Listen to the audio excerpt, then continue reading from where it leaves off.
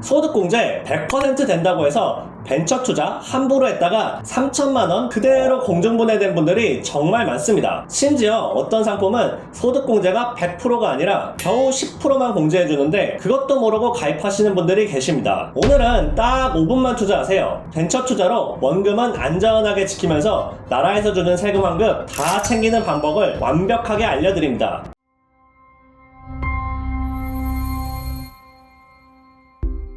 일단 큰 그림부터 살펴보겠습니다. 여러분이 일반적으로 투자를 하실 때 어떤 것을 먼저 생각하시나요? 바로 주식이죠. 그 다음에 펀드가 있습니다. 그리고 고액자산가들이 많이 하는 채권이 있죠. 주식은 뭘까요? 개별 종목, 즉 삼성전자, SK하이닉스 같이 회사의 주식을 사는 거죠. 왜 주식을 살까요? 업사이드, 즉 회사의 주가가 상승하면 엄청난 수익을 얻을 수 있습니다. 반대로 주가가 떨어지면 손실이 날 수 있겠죠. 그럼 펀드는 왜 할까요? 하나의 개별 주식을 사는 것이 아니라 여러 개의 주식이 담긴 바구니를 사는 거죠. 여러 종류의 주식을 담은 바구니, 즉 펀드를 사면 분산 투자 효과로 변동성이 줄고 안정적인 수익률이 나올 수 있다는 기대를 하기 때문입니다. 마지막으로 고액 자산가들이 많이 하는 채권입니다. 왜 채권을 할까요? 만기 때 안정적으로 원금은 상환받으면서 은행보다 약간 높은 고정 수익률을 얻는 것이 채권입니다. 즉 은행 이자 대비 약간 초과 이익을 얻으면서 원금은 안전하게 지키겠다고 생각하는 분들이 채권을 합니다. 자, 이걸 표로 정리하면 이렇게 됩니다. 주식은 높은 수익률을 얻을 수 있다는 장점이 있으나 반대로 크게 손실을 입을 수도 있습니다.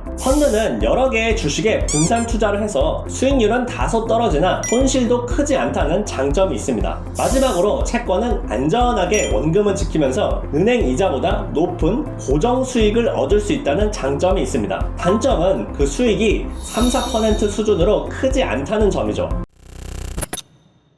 자, 이제 벤처 투자 이야기를 해보겠습니다. 벤처 투자도 일반 투자와 똑같습니다. 일반 투자처럼 주식에 투자하는 방식이 있고 펀드에 투자하는 방식이 있고 그리고 채권에 투자하는 방식이 있습니다. 다만 일반적인 투자와 달리 벤처 투자는 비상장이라는 단어가 들어갑니다. 즉 비상장 주식, 비상장 펀드, 비상장 채권에 투자하는 것이 벤처 투자인 겁니다. 먼저 일반적인 벤처 투자를 하면 비상장 주식에 투자하는 겁니다. 비상장 주식에 왜 투자할까요? 상장 주식 대비 매우 높은 수익률을 올릴 수 있기 때문입니다. 우리가 일반적인 주식에 투자해서 1년에 20에서 30% 수익률을 추구한다고 하면 비상장 주식 투자는 2배, 3배 또는 10배 이상의 수익률을 올릴 수 있는 가능성이 있기 때문입니다. 하지만 반드시 주의하셔야 할 점이 가능성이 있다는 거지 가능하다는 뜻이 아닙니다. 벤처 투자의 대상이 되는 회사들은 대부분 초기 스타트업 기업들입니다. 이런 회사들의 주식이 나중에 주식시장에 상장을 하면 대박이 나겠지만 반대로 상장을 못하면 이런 회사의 주식은 휴지 조각이 됩니다. 더 문제는 비상장이라는 점에 있습니다. 즉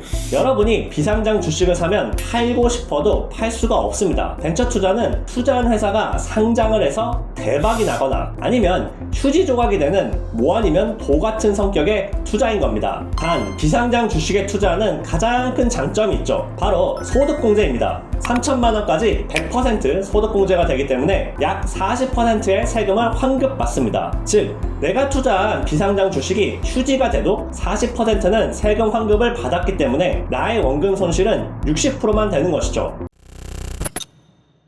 두 번째 투자 방식은 개인 투자 조합입니다. 바로 벤처 펀드에 투자하는 방식이죠. 왜 개인 투자 조합을 할까요? 앞서 말씀드린 대로 비상장 주식에 투자하는 벤처 투자는 아주 위험합니다. 그래서 일반적으로 분산 투자를 하죠. 예를 들어 여러분이 3천만 원을 가지고 500만 원씩 6개의 비상장 주식을 사고 싶다고 가정해 봅시다. 6개의 비상장 주식을 발행해줄 스타트업 회사를 어떻게 찾을 수 있을까요? 일반인들은 쉽지가 않습니다. 그래서 개인 투자 조합을 활용합니다. 개인 투자 조합에는 조합장, 즉 GP라는 사람이 있습니다. 이 사람의 역할은 전문적으로 대박이 날 가능성이 있는 비상장 주식을 찾아오는 사람입니다. 여러분이 3천만 원을 개인 투자 조합에 맡기면 이 GP라는 사람이 알아서 분산 투자를 해줍니다. 그리고 그 GP는 그에 대한 대가로 3천만 원에 2에서 3% 정도의 연간 보수를 받아갑니다. 그리고 성공 보수도 있죠. 즉 투자한 비상장 주식이 대박이 나면 그 수익률의 20에서 30% 정도를 성공 보수로 받아갑니다. 개인 투자 조합도 역시 3천만 원까지 100% 소득공제라는 파격적인 혜택을 주고 있습니다. 그럼 코스닥 벤처펀드는 뭘까요? 지금까지 설명드린 비상장 주식 그리고 코스닥 주식의 일정 비율 이상을 섞어서 투자하게끔 강제하고 있는 펀드입니다. 즉 비상장 주식을 아무리 분산 투자해도 리스크가 너무 큽니다. 10개 비상장 주식에 분산 투자해도 10개 다 휴지가 되는 경우가 허다하죠. 그래서 코스닥 상장 주식에도 일부 투자를 해서 리스크를 분산하자는 취지의 펀드입니다. 코스닥 벤처펀드의 최대 장점은 코스닥 시장에 상장되는 공모주 물량의 30%를 우선 배정받는다는 장점이 있습니다. 하지만 단점은 소득공제를 2천만원까지 10%만 받는다는 점입니다. 즉 2천만원 투자하면 200만원만 소득공제를 받습니다. 여러분이 3천만원까지 100% 소득공제를 얻고 싶으시다면 코스닥 벤처펀드는 패스하셔야 합니다. 마지막으로 소득공제형 채권입니다. 소득공제형 채권은 벤처 투자를 채권의 형태로 하는 방식입니다. 즉 비상장 채권에 투자하는 것이죠. 채권에 투자하면 수익률이 주식 대비 매우 낮은데 왜 하는 걸까요? 바로 소득공제 때문입니다. 비상장 주식과 동일하게 3천만원까지는 100% 소득공제 혜택을 받을 수 있기 때문입니다. 또한 비상장 주식 대비 원금 손실의 위험이 현저히 낮다는 장점이 있습니다. 사실 소득공제형 채권이 나온 배경을 살펴보면 수익률보다는 원금을 방어하겠다는 목적이 큽니다. 소득공제형 채권이 나오기 전에는 개인들이 소득공제 받아보겠다고 주식형 벤처 투자나 개인 투자 조합을 하다가 원금 손실이 나는 경우가 대다수였습니다. 원금만 받아도 절세 효과로 40%를 얻을 수 있는데 자꾸 원금 손실이 나는 거죠. 그래서 2020년부터 여의도의 벤처 투자 전문가들이 아름아름 만들어서 시작한 것이 바로 소득공제형 채권입니다. 법에서는 분명히 비상장 주식뿐만 아니라 전환사채, 신주인수거부 사채 같은 비상장 채권도 벤처 투자로 인정해준다는 점을 활용한 것이죠. 비상장 채권이 안전한 이유는 만기가 있기 때문입니다. 일반적인 벤처 투자, 즉 비상장 주식 투자는 그 비상장 주식이 상장될 때까지 사실상 내 원금을 돌려받을 수가 없죠. 게다가 상장에 성공하는 스타트업도 극히 소수입니다. 반면에 비상장 채권은 비상장이라고 하더라도 만기가 있습니다. 법에 따라 3년으로 정해져 있는데요. 3년 동안 스타트업 기업이 망하지 않으면 내 원금은 돌려받을 수가 있습니다. 사실 소득공제형 채권도 예금자 보호가 되지 않기 때문에 원금이 상환된다는 법은 없습니다. 최근 소득공제형 채권을 발행하는 스타트업 중에서 3년 뒤에 폐업하고 원금을 갚지 않는 사례도 종종 목격되고 있습니다. 그래서 저희 솔리드스톤이 소득공제형 채권을 선별하는 기준은 3가지입니다.